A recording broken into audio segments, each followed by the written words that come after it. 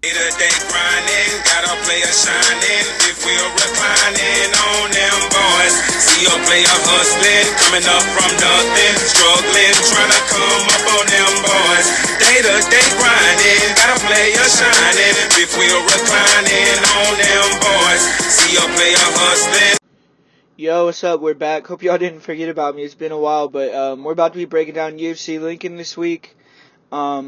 Pretty good card, really interesting main event. You know, we've been looking forward to see James Vick at this step-up competition for a while now, and he's going to be fighting a guy that brings, fight of the year contenders every single time out, and that's Justin Gaethje. So, main event should definitely be fireworks, and there's definitely some pretty good fights spread out throughout the card. So, the first fight that I have here is George Sullivan against Mickey Gall, and everyone really knows about Mickey Gall. He came into the UFC after fighting against Mike Jackson and CM Punk, so not very stiff competition there. Then he did get a win over Sage Northcutt, and most recently took his first loss to Randy Gall. But Mickey Gall is a good jiu-jitsu player. He's a tough, confident young kid, Like I said, he was obviously fast-tracked to the UFC, but he has, defeated Sage Northcutt. He won a round against Randy Brown, so he's proven that he's,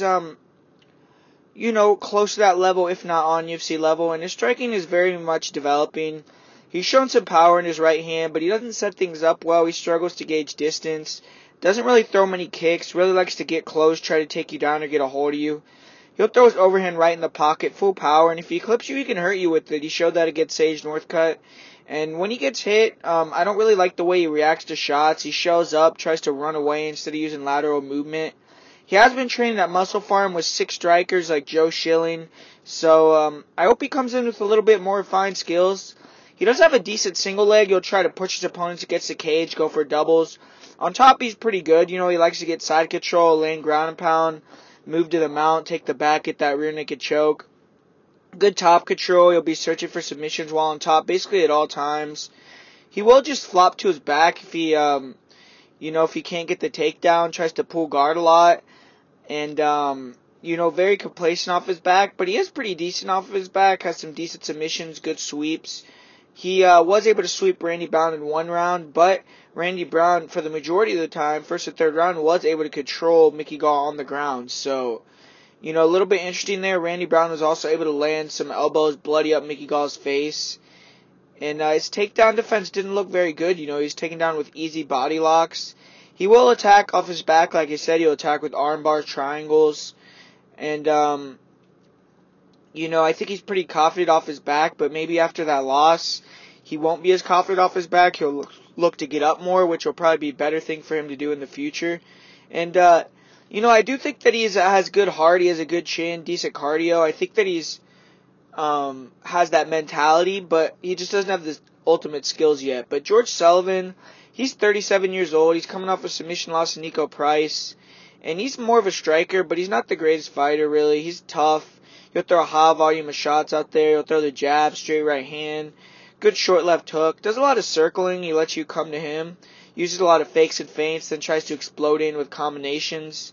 He tries to go first, keep a, good volume of shots. He'll try to let you walk right into his range and then go first before you get to go. Use a lot of fakes and feints to hide when he's going to enter in.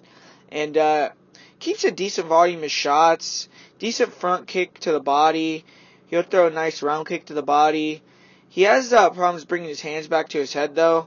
And gets hit after he throws punches. Looked like he improved that against Nico Price a little bit. He was actually piecing Nico Price on the feet up.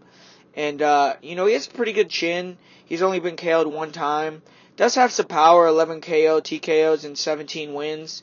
He's a decent grappler as well. He's a brown belt in jiu-jitsu. Pretty good takedown defense. Good takedown defense against the cage, especially. Good get-ups if you get him taken down. He was able to get up against Nico Price against the cage. And, he actually landed a double leg against Nico Price. And he has some very good ground and pound, man. He KO'd Igor Araujo with ground and pound. He can get goaded into grappling with people when he's winning on the feet, though. And eventually he'll lose scrambles, end up on bottom. In my opinion, he was beating Nico Price basically 2 rounds to 0 before he got his back taken and submitted by rear naked choke. And he's been submitted 4 times, so that's an issue for him. And he has cardio issues. After round 1, he's a lot slower. Both these guys are tough, but I think Gall has a stronger will. And George Sullivan is 37 years old. Gall is a young, hungry kid. So if this fight gets ugly, I see Gall getting the finisher, just being able to gut through it. Sullivan will have a striking and wrestling advantage. And will need to be smart and not engage in grappling situations to win, in my opinion. He'll want to walk down, land shots on Gall, but keep his range and not let him get inside, get a hold of him, or follow him to the ground when he pulls guard.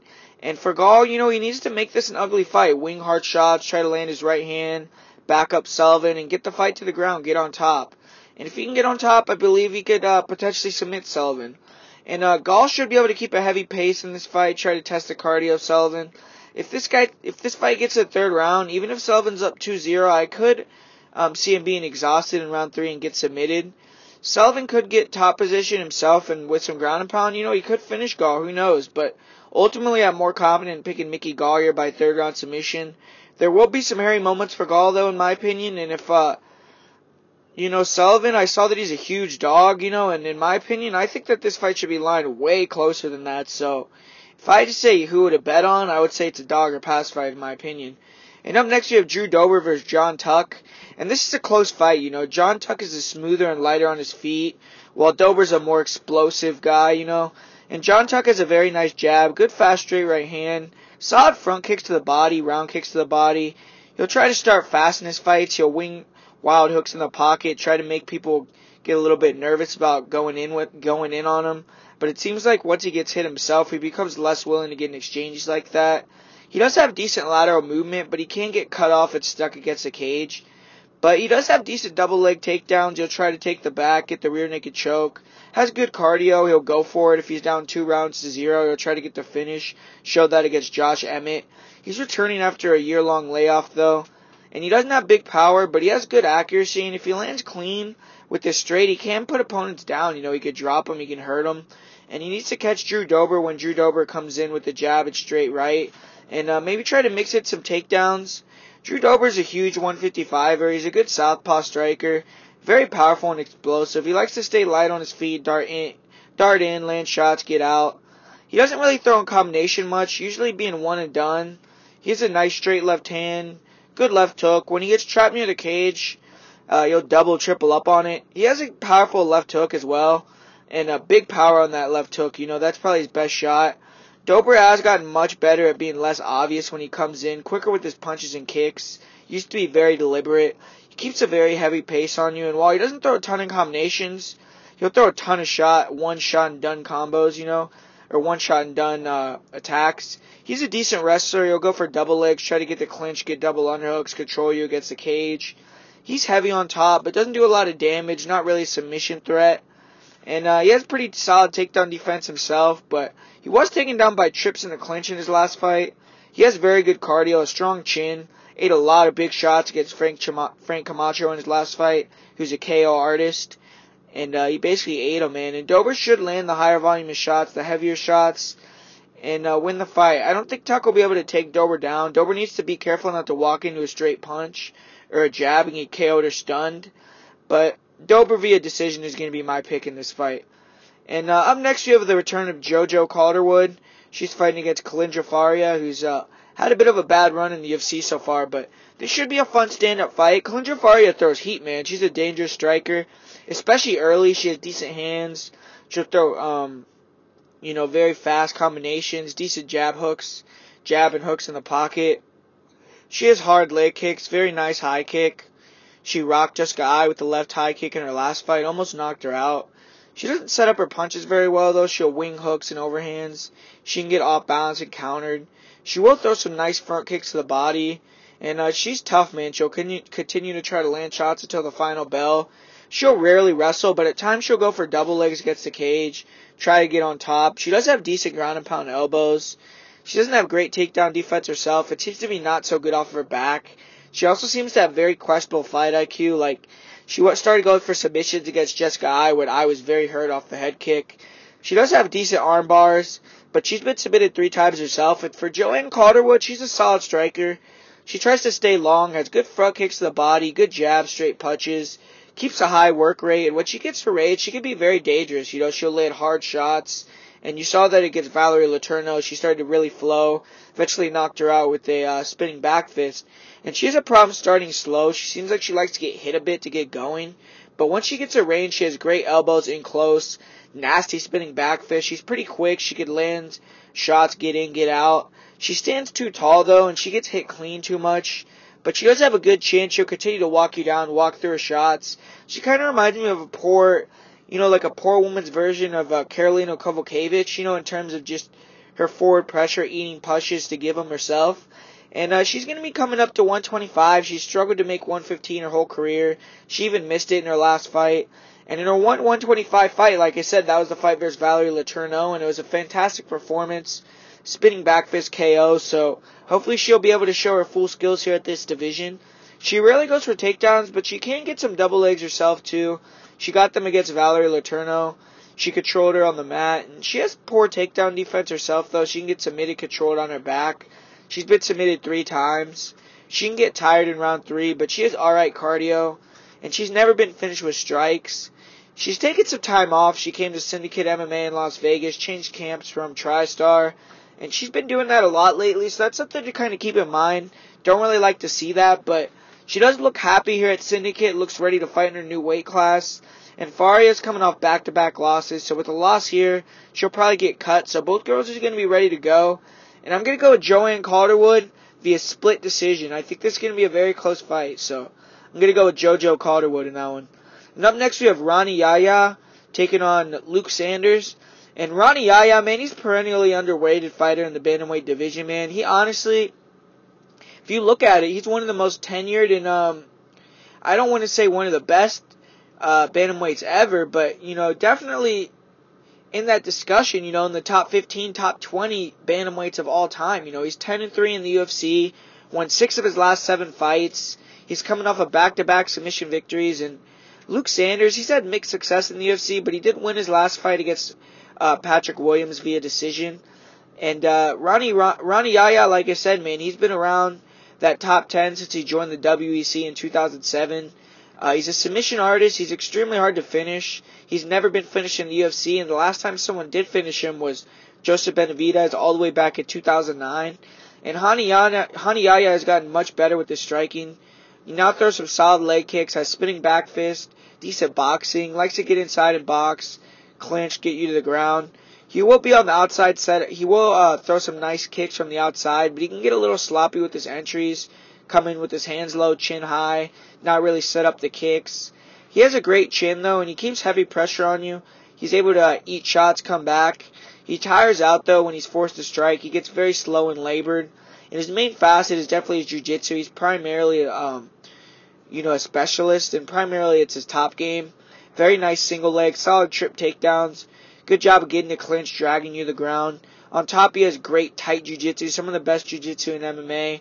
Slowly move towards more dominant positions while looking for chokes and submissions. Great arm triangles. He'll finish, with many different chokes. He has a lot of different submissions, man.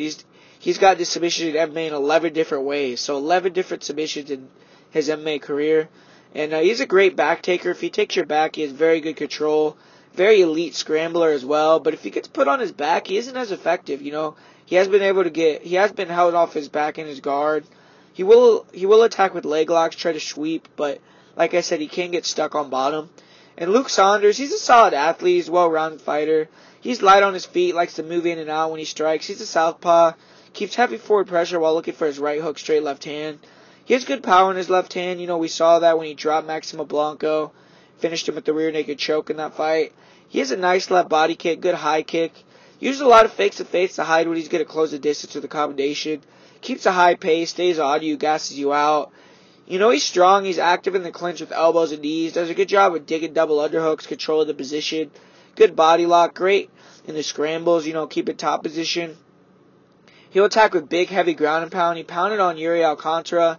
Landed a huge amount of ground and pound. But, eventually he got caught with a leg lock. He got caught sleeping in that fight. He does a good job controlling his opponent with a wrestling ride, landed big punches. Seems to have questionable fight IQ. Like I said, he was dominating Yuri Alcantara. He actually threw an illegal knee in that fight as well to the head when the fight looked like it was almost over. Lost a point and was eventually dominating again on the ground and fell asleep and got put in a leg lock and tapped out, man. You shouldn't engage in the grappling at all with Yahya. If Yahya gets on top of Luke Sanders is in a world of trouble. And he's going to need to try to keep a heavy striking pace, deny the takedown attempts, wear Yahya out on the feet. Yahya has some decent striking. You know, he may be able to land some shots himself. But if this fight stays on the feet, I think Luke Sanders will be able to get the win. Yahya will want to get a single leg or just try to make it ugly, get the takedown. And I'm going to go with Yahya. I think that he's going to be able to get the takedown in this fight, get the submission, and get the win here. But that's actually a close fight in my opinion. That's a stay-away fight for me, and I don't want anything to do with that fight. And up next, you have John Moraga against Deiveson Figueiredo. And, this is an awesome fight. It's a battle of two of the hardest-hitting flyweights in the division. John Moraga is on a 3-fight winning streak. And Deiveson Figueiredo is 14-0 and 3-0 in the UFC. And Deiveson's a huge flyweight. He tries to intimidate his opponents. He'll try to walk him down, hands down, looking for him to try to counter so he can turn with his uppercut, straight punches. He has an extremely powerful straight right hand, sick uppercut. Good jab. He could be inactive, though, and, not throw that much. But he has very nice body kicks, but he doesn't throw his kicks that much. Does a good job cutting off the cage, not chasing and pushing you back. When he feels you starting to wilt, he'll start to attack heavy and go for the kill. But he does try to look for that one big shot or just look for the takedown and can be a little bit inactive, like I said. He's a bit slow, open to being hit, and he hasn't been caught by someone and made to respect their power in the UFC yet, but I think that day is coming very soon. A lot of people see him as a striker, but he's a better grappler. He gets inside very well, gets the double underhooks in the clinch, looks for trip takedowns, also has a strong double leg, very powerful, and when he takes you down, he has nice control, good ground and pound, looks for submissions. He can be taken down himself. You saw that against Jared Brooks, but he attacks with guillotines, good kimuras, very active off his back. I think Moraga is definitely the better striker, but Deiveson always has that one-punch power. He has good cardio, very good chin as well. But I have seen him dropped in some regional fights. He cuts a lot of weight, so eventually I think he will move up to 135. He should try to get inside, take Moraga down, because in my opinion, he's very wild on the feet with his striking. I think Moraga will find counters. I think Moraga will be able to land when he has his hands down, because he has his hands down a lot, and he's very heavy on that front leg, so I think Moraga will be able to land that leg kick a lot. So I think Figueiredo's best chance here is to really get the takedowns, because I think Moraga might piece him up on the feet. And John Moraga is a well-rounded fighter, elite boxer at 125 pounds. He's only really lost to the top guys, man. He lost to John Dodson, DJ, Benavidez, Perez, and Mateus Nicolau, who's, he just had that loss to Ortiz, but I still think that guy's a talent, man. And he has some victories over solid competition in Magomed Bibulatov, Dustin Ortiz, Justin Scoggins. He had a very close fight with Sergio Pettis. He has a great check left hook, straight 1-2 down the middle. He'll throw a snappy jab out there, big power on his shots, especially with his left hook. He's a good finisher at 125, one of the best finishers in the UFC for that division. Finished 5 of his 7 wins. He's clean with his combos. He'll switch stances, create more openings for his left hook. In the pocket, he gives guys a lot of trouble because he's fast with cleaner combinations. He's willing to stay in the pocket, take a shot to give his own. He's very fast with his hand speed. And he always stays very balanced, in good position to throw counters. If you overextend, he'll make you pay, man. If you make mistakes, he likes to use that solid lateral movement, but keep pressure with fakes and fades. Draw out your counters, and just make you pay. And he throws good leg kicks, also solid kicks to the body. He's a wrestler, and while he doesn't use it a ton in his fights, he did put a wrestling clinic on against Ashkan Mokhtarian. Almost submitted him multiple times. He's active in his submission game. He'll attack with arm bars. Rear naked chokes, very good at getting the back. He'll attack with big elbows. Does a great job of, floating, staying on top, keeping top position. Great chokes, he'll dive on guillotines. Good Peruvian necktie setup, good takedown defense. But, his takedown defense is not great, to be honest, but good get-up game. He out-wrestled Dustin Ortiz. He's able to get, quite a few submissions in the UFC as well. He'll search for that counter uppercut. In his fight against Bibulatov, which I think this is kind of a similar matchup on the feet, he was landing a lot of hard, low leg kicks, controlling distance well, using good footwork, and landed a massive overhand right that stunned Bibulatov, then the left hook that finished him off. And Moraga's going to be the faster, more smoother on the feet. And Moraga has a good chin, good cardio as well. He's going to be able to go all 3 rounds. His fight with Wilson Ace, he was doing a great job denying takedowns in the clinch. being able to disengage. And he also kept giving his back to Wilson, was able to reverse and get back to his feet. And that was very impressive in my opinion. And if he can deny those takedown attempts of the clinch of Wilson, I think he should be able to deny some of those takedowns of Figueiredo. And Moraga should use his low calf kick early, beat up that front leg of Davison. He also needs to stand his ground early, land a big shot that makes Davison respect him, and more fade to just close that distance so crudely. And Moraga would need to deny the takedown attempt entries in the clinch. Stop going for that guillotine, man. He kept doing that against Wilson Hayes. Almost got it, but just kept putting himself in a bad position. He's just a cleaner, sharper striker, man. And I'm going to go with the upset here. I'm going to go with Moraga. And I'm going to say he wins a close decision in this fight. But I really wouldn't be surprised if Moraga gets a finish either there by TKO. And up next you have Corey Sanhagen against Warrley Alves. This is a battle of an up-and-comer versus a grizzled vet. Warrley Alves has been fighting on the top of the game for over a decade, while Sanhagen opened some eyes in his UFC debut with a good TKO. And this will be Sanhagen's first fight at bantamweight since his debut in MMA, not his debut in the UFC. So his last 8 fights have all been at 145. This could be at 135. And Sanhagen's a good athlete, relies on that heavily, to make his opponents miss return with his own shots. Keeps his hands low.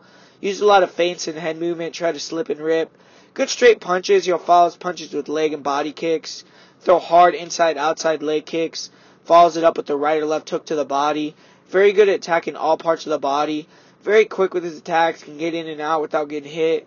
He'll throw mostly straight punches to the head and hooks to the body.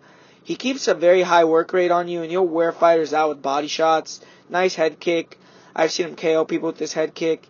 He'll have very nice spinning attacks as well. Good spinning back kick, spinning elbow against the cage. He's good at unloading with knees or short punches against the cage. Picks his shots very nicely. He can get hit clean if you throw multiple punch combinations when he's moving backwards because he doesn't keep his hands up very well. And I also believe he's susceptible to possibly getting hit with the head kick. He seems to have a good chin. He shrugged off some clean shots by Austin Arnett. And he has some decent double leg takedowns. He'll try to land ground and pound from top position. He isn't much of a submission threat. And I don't think he'll be comfortable on top of Alcantara in his guard. I think that his jiu-jitsu is just not on that level. But he should have the speed advantage of this matchup. He's a younger, hungrier fighter. But this is a big step up for him. And the last time he got this kind of step up, he suffered a loss to Jamal Emmers. And he needs to be careful not to get caught clean with the shot or to mess around on the ground, but on the feet he has the advantage in my opinion. He should try to keep his in and out movement on point, work the leg kicks of the body, wear down Alcantara, start attacking the head, and then go for the finish, And for Warrley Alves is a tricky, well-rounded fighter. Proved a lot of people wrong in his last fight, including myself. I thought he was done. Came and got a quick finish against Joe Soto. And Alcantara is a huge bantamweight. He's a dangerous fighter, both standing and on the ground. He's very good early. He has 21 finishes in the first round. Very good straight punches and kicks. He's a southpaw. Has very good straight left hand, and great attacks to the body. He'll throw nice round kicks, nice snap kicks to the body. Good step in knees as well, which is really what hurt Joe Soto is that step in knee to the body in his last fight. He has very nice head kicks as well, and he'll gain confidence if he starts to see you getting hurt or he starts to land his shots on the feet. He'll start walking you down and throws heat, man. He'll throw big shots. He can close the distance with the chin a little bit high, though, and his chin seems to be diminished. He can get inactive, too, and lose on the feet, like he did against Alejandro Perez. Doesn't have great wrestling himself, unless he can time the entry very good. But he's good off his back. He can get a lot of different submissions. Good at leg locks, chokes, and arm bars. Usually starts fast and slows down, and if you hurt him bad enough, he folds, He's 38 years old. And you have to wonder how many of those vintage performances he has left. And I think Sanhagen gets too fast, keeps too high of a pace for Warrley at this point. And Warrley has a chance, especially early, to catch Sanhagen with the big shot or with the submission if Sanhagen's not careful. But I think he'll slow down significantly after about 1.5 rounds. And I think Sanhagen will get the TKO late in round 2 of that fight. And up next you have James Krause against Warrley Alves, which is going to be one half of my parlay of the week here. And I'm going to be going with Warrley Alves in this fight. James Krause is moving back up to 170 pounds. And he's a tough test here. Warrley Alves is a beast. James Krause is a big 155er, but at 170, I feel he's a bit undersized here against Warrley. He's a tall guy. He tries to really use a lot of his reach, throws jabs, straight punches. Good jab, nice straight right hand, good power on his right hand. He'll really try to like double or triple up on that right hand if he gets you moving backwards. He'll throw nice snap front kicks to the body. Has a good head kick too. He's a bit slow and stiff with his striking. It stands very tall. He was getting lit up against Alex White in his last fight. And if he isn't able to get the takedown in this fight, he'll be in big trouble. He did show a good chin and took shots well, continued to come forward. But he's always looking to close that distance, get a clinch or get a double leg. He does a great job setting up his double leg with punches. He'll get them very easily. He'll grab you, push you against the cage, where he'll look for the singles and trip takedowns too. And he has a nice trip. He's very relentless with his attempts. On top, he has good control. He's always been a dangerous submission threat. 15 submissions. And he's finished 21 of his 25 wins, so definitely a finisher overall. He's won 6 of his last 7 fights, but he doesn't seem to have that usual type of momentum that comes with that kind of run, He went on tough. He kind of took some time off. And, now at 170, all those wins are at 155 majority. So, he doesn't seem to have that same momentum you would get from winning 6 out of 7 in the UFC, but he did do it, and now he had fairly decent cardio at 155, but now he doesn't have to worry about a tough weight cut, so it should be a little bit better. And Warrley Alves is a scary fighter, man. He's a devastating striker, sick guillotine. He's a beast, man, especially early. He's fought very good wrestlers already. Mixed results, He got a submission win against Colby Covington. He lost the decision to Kamaru Usman. He's well-rounded. He has good footwork and movement. Throws very nice counter right and left hooks. Big power with him. He's good at cutting you off, controlling the center of the cage and the striking. Very nice uppercuts. Does a good, throwing straight. Does a good job of throwing straight punches. He doesn't use a lot of wasted movement. And he'll get in that clinch, throw a knee. He'll end with a hard uppercut. And Warrley will come in on different angles. He'll make it hard to read his entries into his strikes, into his combinations. He can get a bit wild with his punches, get a little bit loopy when he gets too much confidence. But he could strike using movement, counter it, or moving backwards. Or being the aggressor going forward, and he's very fast, comfortable in the pocket, comfortable in a firefight. He'll attack the body with punches, very nice body kicks, throws very nice high kicks as well, good left high kick, and he's very fast and powerful. He has good feints. He'll freeze you, land shots, draw you out, and he will attack with solid use of the body. He's extremely aggressive early. He tries to walk you down, finish the fight. He has a nice front kick to the body, throws nice inside leg kicks. He has a great chin. He can take a lot of punishment. Never been finished before. He will sit down, throw hard shots at you if you pressure him heavy. And he was doing, much better blending together his wrestling and striking in his last fight. And looked really good, He'll try to throw punches into the clinch to make his takedowns very easy. Likes to try to take the back off of his body lock takedowns. And Kamaru Usman, he's an amazing wrestler. Wasn't able to take him down in round 1 or round 2. And he has a good get-up game as well. If you take him down, he's good at getting right back up, but he has gas before. But those are against guys who push the pace, guys like Barberena, guys like Kamaru Usman. And, he can't get comfortable with his back up against the fence as well, but James Krause does not keep that kind of pace. And Warrley shows well-roundedness in his last fight, going for takedowns, controlling the fight in the clinch. He's big and physical for the division. I believe he's really improved his technique in the clinch against the cage. And this is just a tough matchup for James Krause. He's overmatched in the stand-up, and I would be surprised if he's able to wrestle control Warrley. Krause's best chance is surviving the storm, forcing Warrley to work. Hopefully he gets tired and then, try to take him down and control the fight. But in my opinion, I think that Warrley's going to come out here very quick. He's going to pressure Krause early, and he's going to get the first round knockout in that fight. So I'm going to go with Warrley Alves, and he's going to be one half of my parlay of the week. And up next, you have Tim Williams against Eric Anders. And the line's a little bit crazy on this fight, but I do agree with it, with who's going to be the winner at least. And Tim Williams is a grinder. His striking is really a means to an end. He does have decent pop in his punches, but he's very stiff. He'll throw some leg kicks, but they aren't very fast. Those really leave him vulnerable to counters. Sid's very tall. He leaves his chin out there. We saw him in his last fight get caught and KO'd. But overall, he's a tough guy. He'll walk through shots if he can, try to get in the clinch, try to grapple, work for trips, double, singles. Trip takedown is probably his best takedown, but he doesn't have great wrestling. He'll look for chokes and submissions, but not much of a ground and pounder. He's kind of a blanket, really. He has great cardio, and he's just really a grinder. And this is a big opportunity for him fighting Eric Anders, but Eric Anders is a great athlete, much better athlete than Williams. Well-rounded fighter, powerful striker. Keeps heavy pressure. He pushes opponents back against the cage, walks him down. Good lateral movement to cut off the cage. He is a bit flat-footed himself, but he has a nice straight left hand, left hook. He'll go to the body with the left straight. Good check right. He has KO power in his left hand. Saw that he gets half fail in the tall. And very fast hand speed. He has that good ability to close the distance. Nice left kick too. And he'll even go with the high kick sometimes. He has good takedown defense. He'll punish you for takedown attempts. Showed that against Perez. Landed hard knees, hard elbows. Able to disengage. Perez was able to take him down a couple times, but couldn't hold Anders down. And Anders has a good get-up game, knowledgeable jiu-jitsu positions, decent takedowns himself, has heavy ground and pound, wears guys out with his forward pressure, good cardio. And he's never been finished. He suffered his first loss via controversial split decision against Lyoto Machida in his last fight. I thought he won that fight. And Anders is a much better athlete. He's going to be much faster, more explosive than Williams. Should be able to keep the fight standing, land big punches, and take Williams out early. So I'm going to go with Eric Anders via first round TKO. Tim Williams is a tough guy, but I just think he's overmatched in that fight. And up next, you have Andrew Sanchez fight against Marcus Perez, Maluco Perez. And Marcus Perez is a fun fighter to watch, man. You know, we had him as the most confident pick the last time he fought, and I'm pretty confident in him again here. And he's athletic, he's fast, he's solid lateral footwork, keeps good forward pressure, but he always uses fakes and fades, tries to draw out shots, counter, or set up his own shots. He keeps his hands low, snaps out fast shots, but he can be countered. He's much better at throwing kicks than he is with his boxing.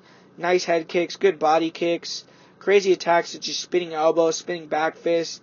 He'll throw upward elbows, throw shots if he's looking away. He'll try to catch you sleeping. Very opportunistic fighter. He'll hunt for submission victories off bad shots, go for home run KOs, you know. He's a solid grappler, good takedown defense, decent body lock, good double leg takedowns himself. On top, he'll look for chokes such as Peruvian neckties, Darces. Does a good job of snapping you out off takedown attempts, going for that, looking for the front headlock. He's active off his back with submission attempts as well. He'll look for Kimuras, guillotines. But he was taken down a couple times by Paulo Thiago. And he could be complacent off his back, stay there for too long. He got tired against Anders. He was way too defensive, getting caught against the fence entirely too much, really. And he took the fight on short notice, so that could be why. I've seen him go 5 rounds versus Paulo Thiago, and didn't really fold, didn't show any bad cardio, so I think it was more due to just the short notice. He does have very good heart, a great chin. He'll never quit or fold. He showed that in his last fight against Eric Anders. And he's fought good competition. You know, he's beaten some decent names: Paulo Thiago, Edomir Alcantara, Ian Heinisch. And he got his first UFC win in his last fight by submission. And he needs to be aggressive in this fight, not let himself get backed up against the cage. He doesn't have as good a striking as Sanchez, especially early. So he needs to be defensively solid, make Sanchez wrestle, clinch fight, wear him down before striking. And Sanchez has gotten exhausted in previous fights. He was dominating, got finished in round 3 in some fights. If Maluco get on top, that would be the most dangerous position for him. And I think he could get the submission victory in round 3. And Andrew Sanchez is a solid fighter, very good early, but he's lost 2 consecutive fights by KO, TKO, so you have to wonder about his chin now. And he gassed out in both those fights. He's now traded at TriStar. He's trying to change things up. And Sanchez is a solid kickboxer, very good hand speed, good jab, good straight overhand right, very accurate. He'll throw the jab to the body, come over the top with the right hook. He has a strong right hook in the pocket, very good left hook as well. And, you know, if he sees you're hurt, he'll just swarm with big left-right hooks, try to finish the fight, almost finish Ryan James that way. And when he's going forward, being the aggressor, he's good. You know, he can get his front kicks to the body going, throw a big head kick, go for the finish. And when he gets pushed backwards, he looks very uncomfortable. You know, he's flat-footed, tries to wing punch his full power, try to get his opponents off him at any means necessary, but he gets very wide, very loopy, gets off balance. He does have decent double leg takedowns. He'll drive his opponents toward the fence and take him down. He also try to work in the clinch, land knees, go for takedowns. Does a good job of exiting the clinch with short, powerful punches. On top, he's a bit of a blanket. He couldn't even finish a guy like Khalil Roundtree. He took him down all 3 rounds. He does have good BJJ credentials, but doesn't seem to have the best MMA BJJ. He got swept and controlled by Anthony Smith. And I actually think Maluco is definitely better on the ground. But his main problem is his gas take. He gets absolutely exhausted, just becomes a punching bag. He's tough, man. He showed that against Ryan James. He deserved a lot of punishment for basically all of round 2 before being finished in round 3.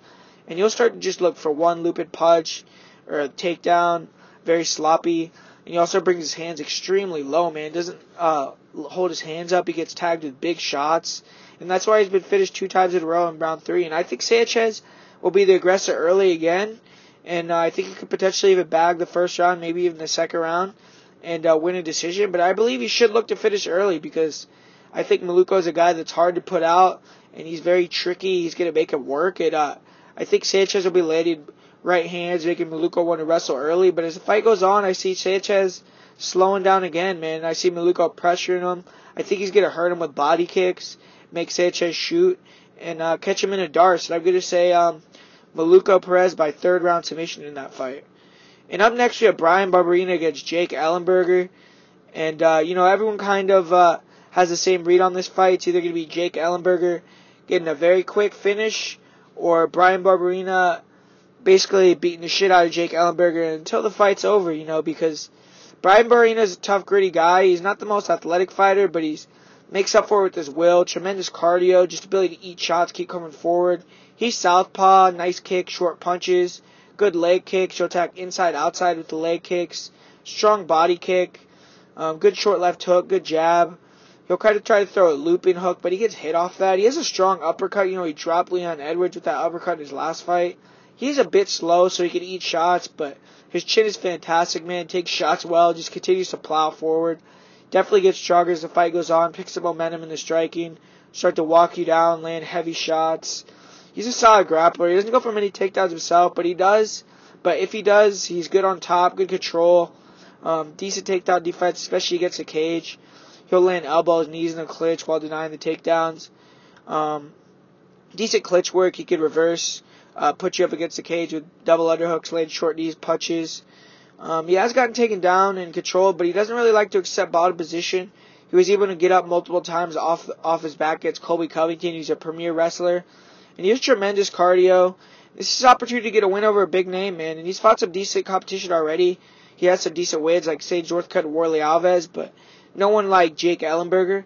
He has finished 3 of his last 4 wins, and he's never been finished in the UFC, so he should look to get in the face of Ellenberger from the opening bell. Just make Ellenberger question if he still wants to be there.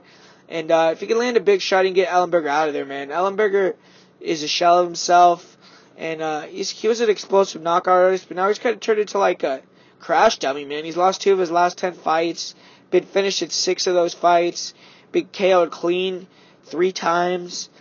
He's hinted that this is going to be his last fight. It's his hometown, and he's lost 3 consecutive fights by KO, TKO.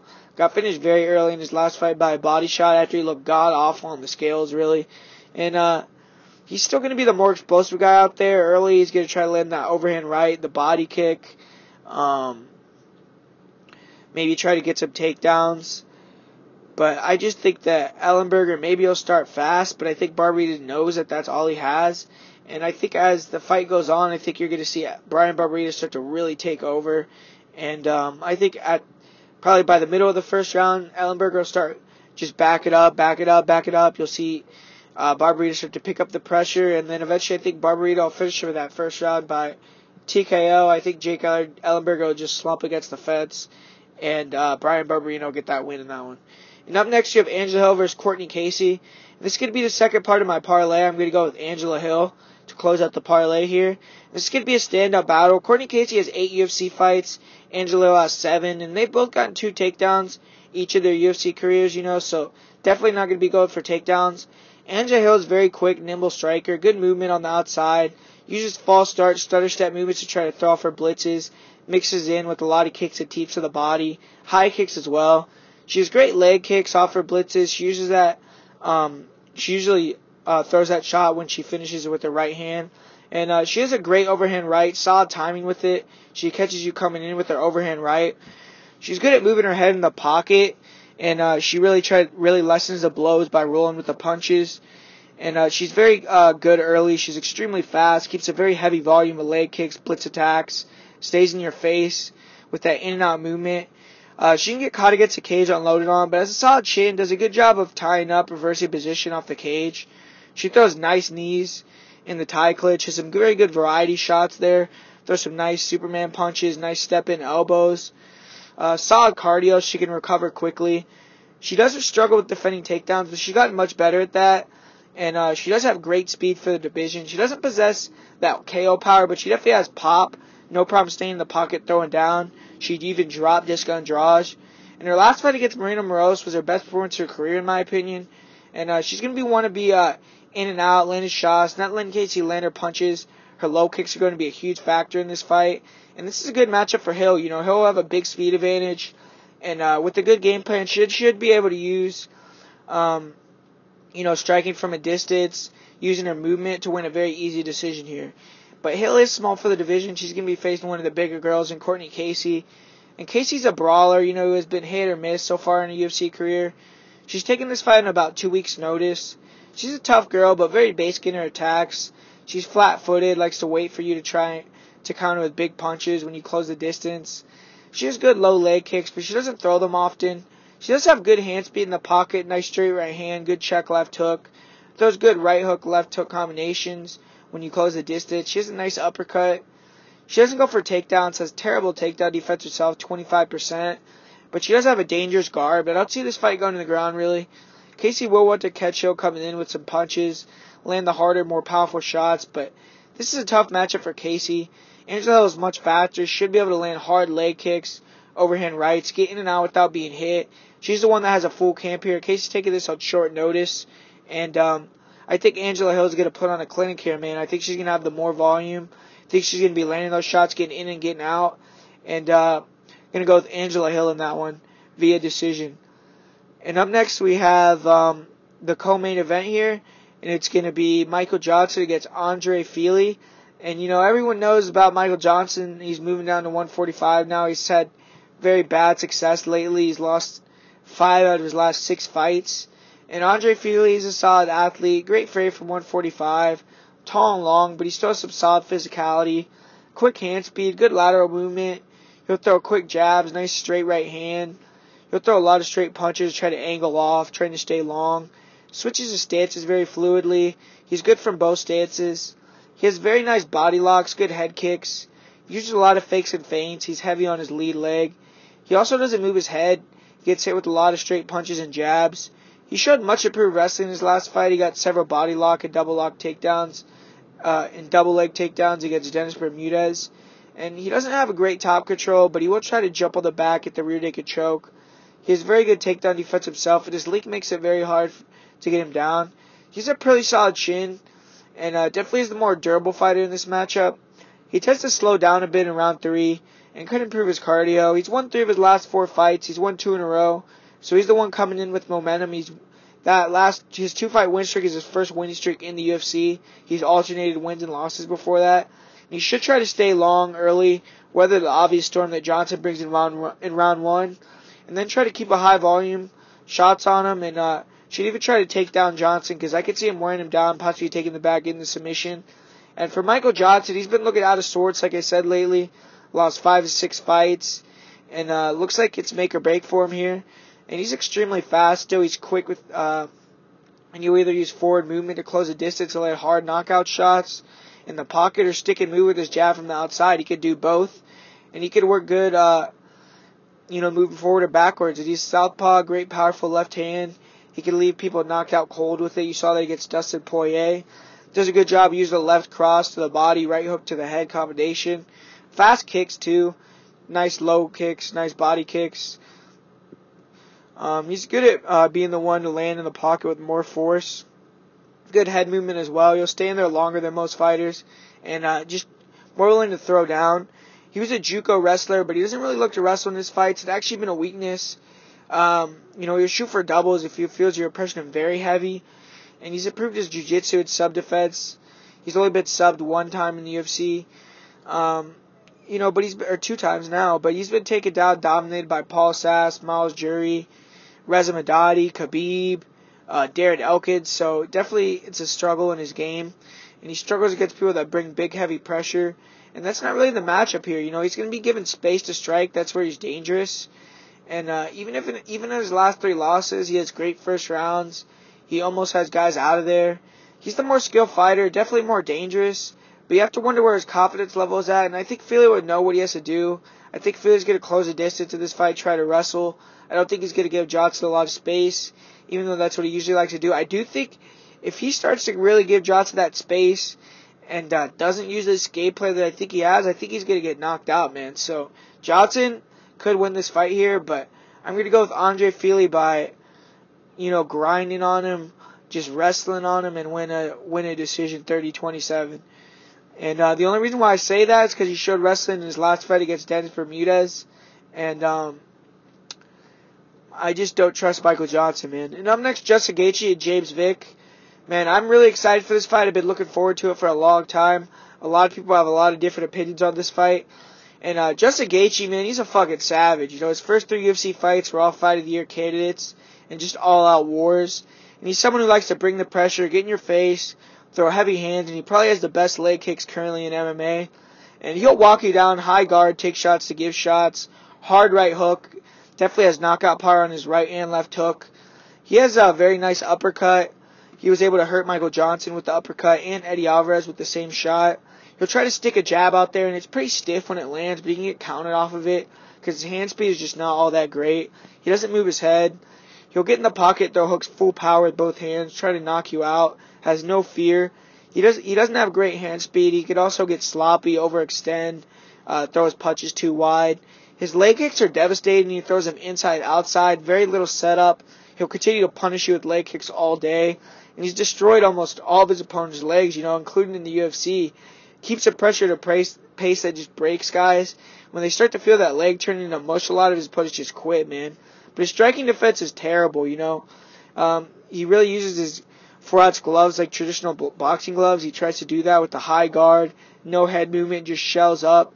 And due to that, it leaves him susceptible to body shots as well as getting hit with shots going around his guard. But he's shown incredible will and an iron chin over his career. But finally, in his last 2 fights, his chin is starting to forsake him, man. He's been finished. And he's coming back in just 4 months after a TKO loss. He's been in so many wars in his career, even back to his days at WSOF. And it could finally be catching up to him, This will be his 3rd fight in 8 months. And it's possible we will see him get touched once and the lights will go out. He's apparently a very good wrestler, but very rarely uses it in his fights. He did try to wrestle versus Eddie Alvarez, but, he was hurt when he tried to do it and very tired. He was shucked off easily. And then he was actually taken down himself at one point. But I would be shocked to see either guy here go for takedowns. Gaethje has good cardio. He'll never stop coming forward, even if he's hurt or exhausted. But he did get extremely tired versus Eddie Alvarez and Poirier. Those were very high-paced fights, but I would say he was more tired than his opponents. And Gaethje's going to have 5 rounds here to do what he does, and that's break someone. He needs to close that distance, make fight uncomfortable for the long run, and Vick's going to have to feel him there. He's going to need to be throwing heat in the pocket, try to land those overhands that Vick's susceptible to, stay throwing those leg kicks. And we've never seen Vick with someone who brings this type of pressure, so he could fold, who knows. And James Vick, he's been a winning machine in the UFC, man. He's 9-1, finally getting the main event, high-profile matchup he's been looking for, so he's going to be extremely motivated for this opportunity. It could change his life. He's a beast, man. He's definitely the one riding the momentum coming in this fight. He's a huge lightweight, probably the biggest one on the roster. He's 6'3". He's going to have a 6-inch reach advantage in this matchup. He likes to stay long. He has good movement ability to fight going backwards and forwards. He has a nice jab, good straight right hand. He'll move forward and throw 3-4 punch combos off his jab or straight right hand. He's very clean with his punching technique, man. Throws very fast, straight punches. Much cleaner technique than Gaethje. Very nice uppercut, and he picks his shots very well. You could see him reading what his opponent's throwing and picking the correct shot. People say he doesn't have power, but I disagree with that, man. His right hand lands clean and hurts guys, man. He finished Marco Polo Reyes with a straight right. Finished Joe Duffy with a right uppercut. Dropped Trinaldo with a straight right. And he throws a ton of kicks, man. That's something Justin Gaethje hasn't faced in his career. He has nasty body kicks. Throws deep side kicks. Round kicks to the body. Switches stances. Throws kicks very well with both legs from both stances. He'll go up high with the side kick after going to the body, try to disguise it.